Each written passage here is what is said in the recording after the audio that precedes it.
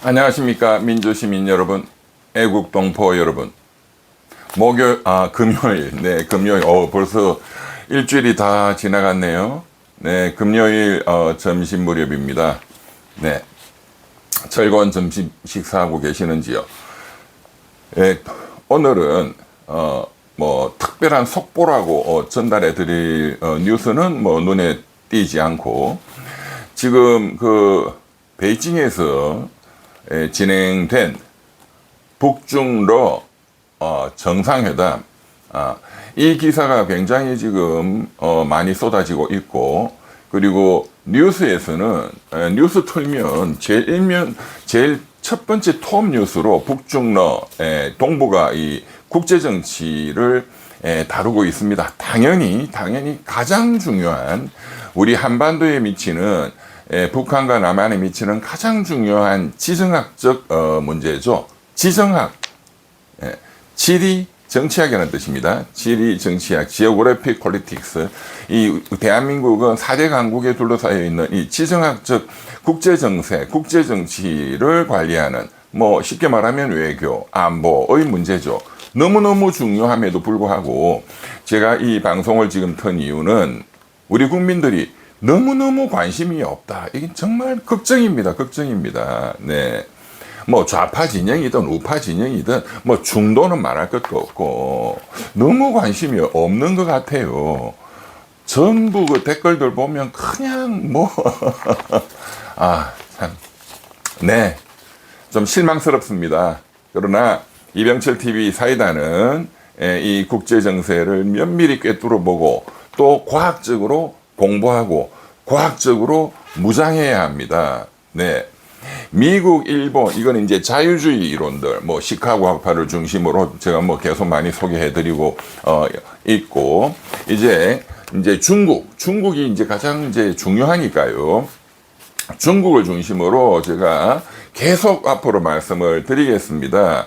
중국 공산당의 역사에 대해서 간략하게 또, 엊그저께, 한번 살펴봤고, 자, 오늘 말씀드리고자 하는 것은 중국의 이 공산당 권력 구조가 어떻게 되어 있느냐. 우리 민주주의 국가는 선거로 뽑으니까 조금 그래도 익숙하잖아요. 대통령제든 의원 내각제든. 여기는 선거로 뽑지 않고 중국 공산당 내부에서 어떤 권력 파벌들 간의 그런 협의에서 시진핑 주석 이렇게 뽑게 되는데, 그 권력의 구조가 어떻게 되느냐. 이것도 중국도 나름대로는 선거는 아니지만 굉장히 나름대로 합리적인, 그리고 굉장히 유능한 지도자를 뽑기 위한 시스템을 굉장히 발전시켜 왔습니다. 우리 대한민국보다 꼭 못하다, 또는 미국보다 못하다, 더 장점이다. 글쎄요, 저는 다 장단점이 있다고 생각될 정도로, 중국의 권력 구조도 굉장한 시스템을 가지고 있다. 이 권력 구조를 좀 설명을 드리고자 합니다. 우리 이번에도 우원식 국회의장하고 특사단이 가서 만난 사람, 이재명 대통령의 그 친서를 전달하기 위해서 만난 사람이 누구냐? 시진핑 주석이 아니죠. 권력 서열 3위다. 우리로 하면 국회의장격이다. 그렇게 한 3위 정도 되는 분을 만났다. 이렇게 말을 하잖아요. 그러면 권력 서열 3위? 거기도 국회의장이 있나? 선거가 없는데 무슨 국회의장이 있나? 이제 이런 의문도 또 드시죠. 짜오러지네요, 짜오러지. 네. 그래서 이 권력 구조 시스템에 대해서 좀 설명을 드리겠습니다. 우선 이 전성절에 우리 박근혜 대통령 때 약 2015년이니까 10년 전이네요. 10년 전 9월 3일 전성절 때는 대한민국 박근혜 대통령이 직접 갔었죠. 시진핑 옆에 서가지고 천안문 막루에서 행사를 참관을 했었습니다. 그 이후에 북한의 김정은 위원장이 갔다 하는 게 또 굉장히 큰 뉴스거리가 되고 있는 거죠.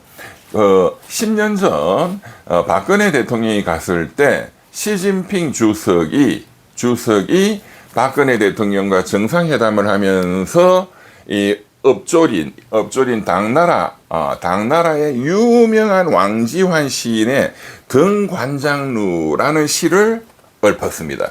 예, 중국은 예로부터 이런 시를 얽으면서 자신들의 어떤 외교 정책, 외교 철학을 은유적으로 전달하는 그런 방식들이 상당히 발달해 있죠. 예, 좀 멋있죠.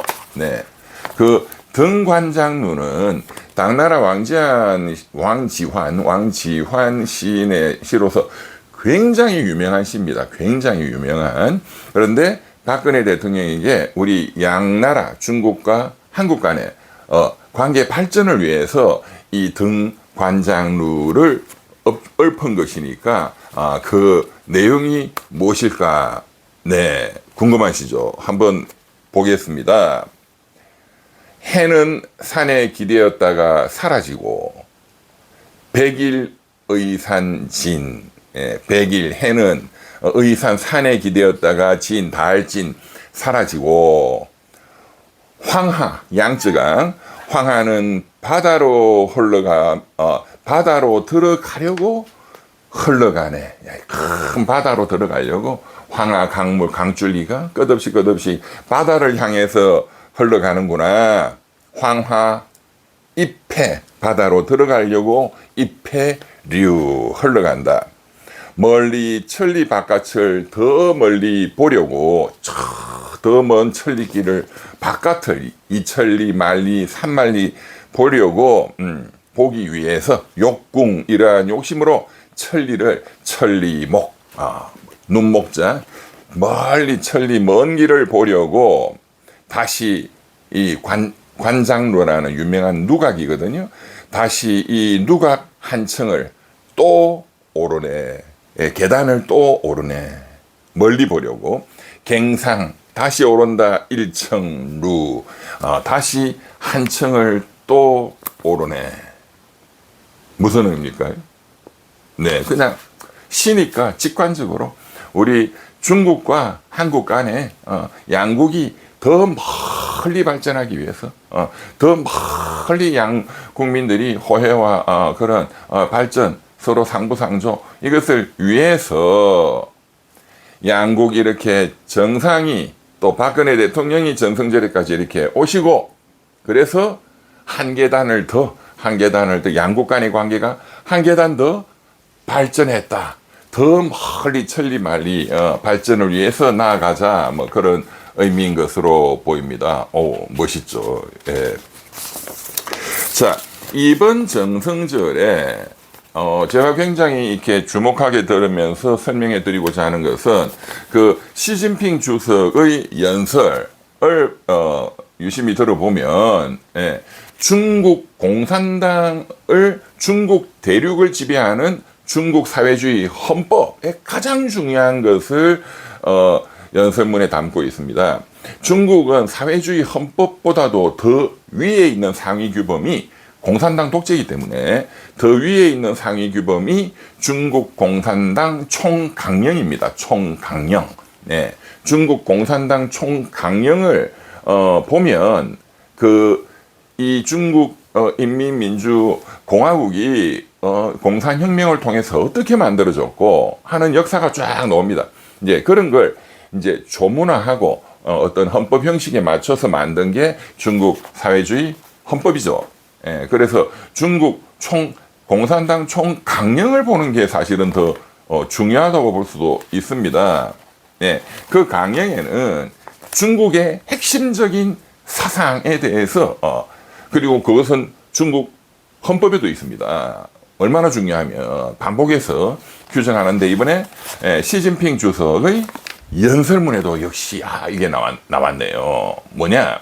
우리 중국의 사상은 마르크스 레닌주의. 네. 그래서 마르크스 사상을 알아야 되고 볼셰비키 혁명을 일으킨 러시아의 레닌 사상을 알아야 중국을 이해할 수 있는 겁니다. 그래야 우리가 중국과 뭔가 여러 가지를 만들어낼 수 있는 겁니다. 그것이 좋든 싫든 뭐 나는 좌파 우파야. 그 마르크스 레닌주의 좋아 싫어 이런 거 중요한 게 아니에요. 알아야 된다. 알아야 된다. 예, 마르크스 레닌주의와 그다음에 중국 공산혁명을 이 위대한 지도자라고 이제 중국 인민들 14억 인민이 모두 칭송하는 모택동 사상. 모택동이 문화대혁명이라는 엄청난 실체, 그전에는 대약진 운동이라는 엄청난 실책이 있었지만 이 청나라를 타도하고 수는이 신의 혁명으로 공화국을 만들었지만 민중에 대한 착취는 더 심해졌고 지역 군벌에 의한 착취는 더 심해졌기 때문에 이러한 착취를 깨부시고 또 일본 전쟁을 일으킨 중국을 침략한 일본을 침략자를 또 내치고 하는 이러한 혁명을 반제국주의, 반봉건, 반제, 반봉건 혁명을 성공시킨 중국 공산당의 아버지 이제 모택동 사상 이게 중요하죠. 그래서 모택동 사상을 이해하려면 제가 말씀드린 중국 공산당의 역사부터 모택동이 또 직접 쓴 책들이 또 많습니다. 대표적인 게 신민주주의론, 중국 공산혁명의 이론을 담고 있죠. 신민주주의론, 모순론, 실천론, 이런 게 대표적인 책들입니다. 예, 하나씩 나중에 뭐 시간 날 때마다 소개해 드리기로 하고, 모택동 사상 다음에 이제 중국을 현재 G2로 잘 사는 사회주의로 만들자. 사회주의 시장 경제로 가자. 자, 그거를 위해서는 흑묘, 백묘, 고양이가 검으면 어떻고 희면 어떠냐? 누구죠? 등석평 노선. 네. 등석평 노선. 그리고 지금 시진핑은 10년 하면은 본래 끝나는 게 중국 권력의 관행이었습니다. 원칙이었습니다. 그 역시도 등석평 주석이 만든 것이죠. 5년 하고 5년 한 번 더 하고 물러간다. 네. 10년 하면은 물러가야 된다. 장기 집권은 안 된다. 첫 번째 5년은 완전히 자기 주도로 합니다. 두 번째 5년은 차기로 이제 또 주석이 될 사람이 넘버 2로 들어와서 견제하면서 두 번째 5년을 또 지낸다. 그 다음에 이 사람이 이 2인자가 이제 그 다음 이제 5년 주석이 된다. 이제 이런 패턴을 등석평 주석이 만들었는데 시진핑 주석 이거 깨버렸어요. 지금 3년임째잖아요. 13년째 하고 있죠. 또 등석평 주석은 너무 늙으면 안 된다. 의사결정이 7상 8하 67세 67세까지 상 높은 자리에 있어라. 68세 8하 68세부터는 내려와라. 네, 뭐 원로 또는 뭐 고문 정도로 역할을 부여를 했습니다. 그런데 지금 시진핑 주석은 올해 72인가 그렇죠? 네, 7상 8하도 깨버렸습니다. 네, 대단한 지금 집권적 권력을 만들었죠. 네, 이러한 이 중국 당강령, 중국 사회주의 헌법에 담겨 있는 중국의 가장 핵심 사상, 혁명은 사상에서 나오는 거거든요. 물론 총구에서도 나오지만 그건 도구에 불과한 것이고, 그래서 이번에 전성절 시진핑 주석의 연설문에도 이 중국은 이러한 마르크스 레닌주의, 모택동 사상과 등소평 노선에 따라서 이제 시진핑 본인의 사상을 그간에 제창을 해왔거든요. 본인의 사상은 중국 특색 사회주의로 발전을 거듭해 왔다. 이렇게 이번 연설을 시작을 했습니다. 굉장히 제가 의미 있게 들었고요. 왜냐하면 그런 공산당의 가장 위대한 그런 혁명가들의 그 사상을 이어받은 게 나다. 시진핑 나다. 이제 이런 얘기죠.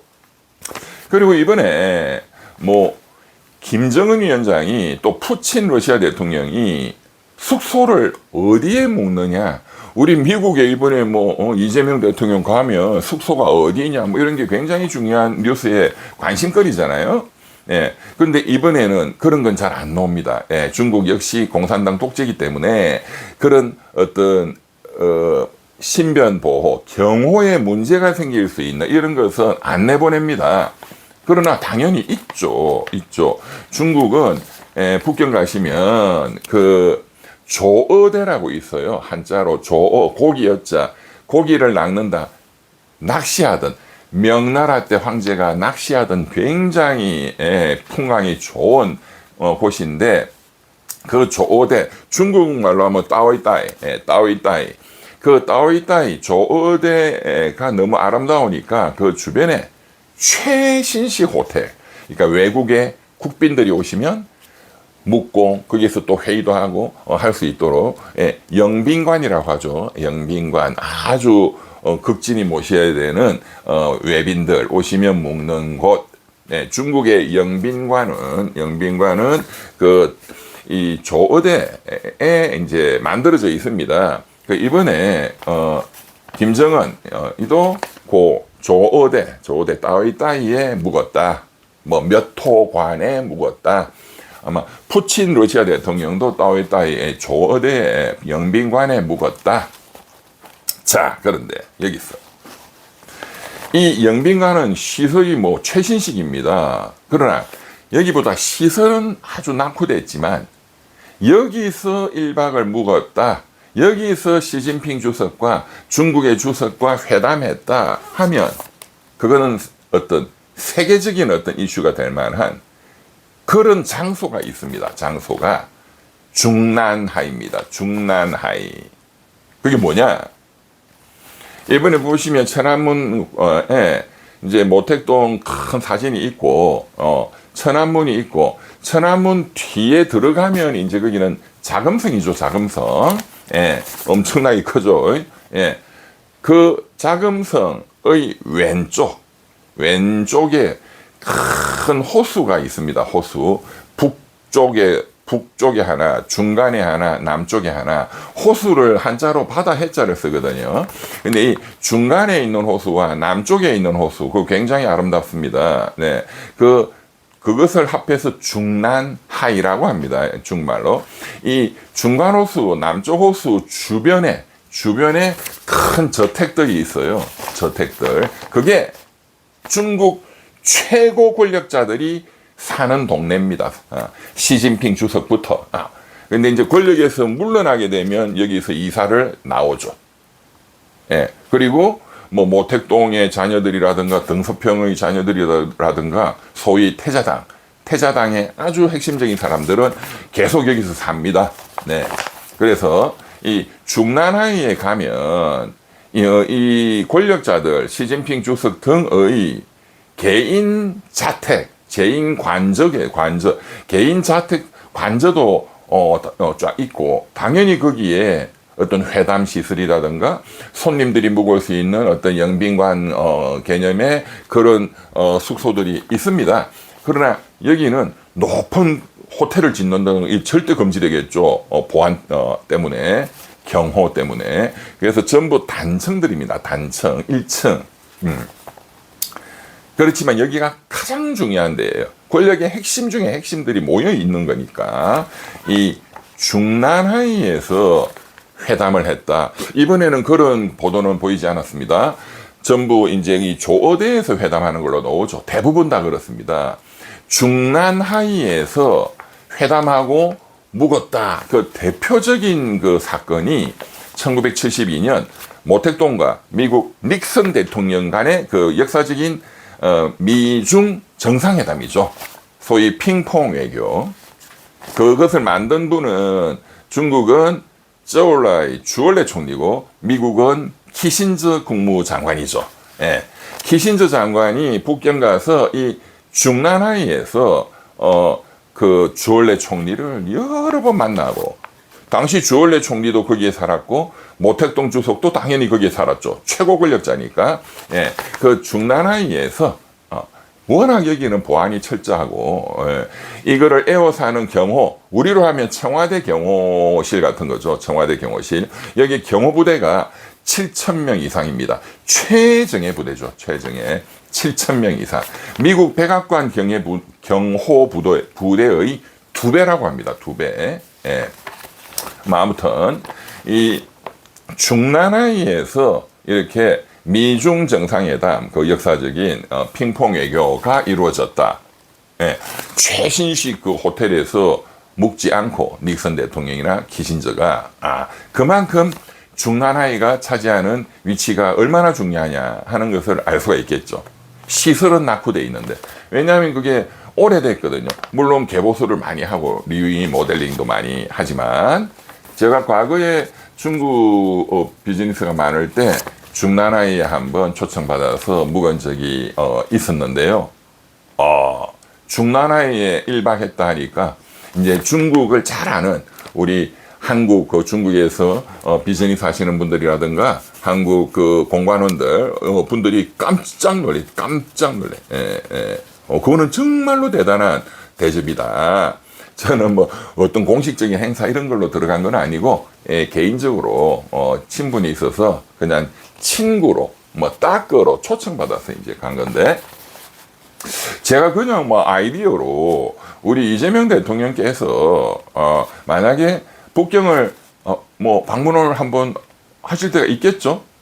이번 10월 달에 경주 에이펙에 시진핑 주석이 온다면 그건 당연히 우리가 북경에 가서 아마 한중 정상회담이 이루어지지 않겠나 내년 정도에. 그렇다면 우리 외교 라인이 굉장히 잘 활약을 해서 김정은이 묵은 푸틴 대통령이 묵은 그 조대 영빈관보다는 중南하이에서 묵었다. 거기서 회담을 했다. 와, 그거는 정말 엄청난 겁니다. 중국 사람들한테는 그게 가장 최고의 극진한 예우입니다. 네. 일단 이거 지금 여러 시리즈로 이렇게 말씀을 드리려고 하니까 자 1편 오늘 1편은 여기까지 하겠습니다. 구독 좋아요 후원이 공화국을 지킵니다. 감사합니다.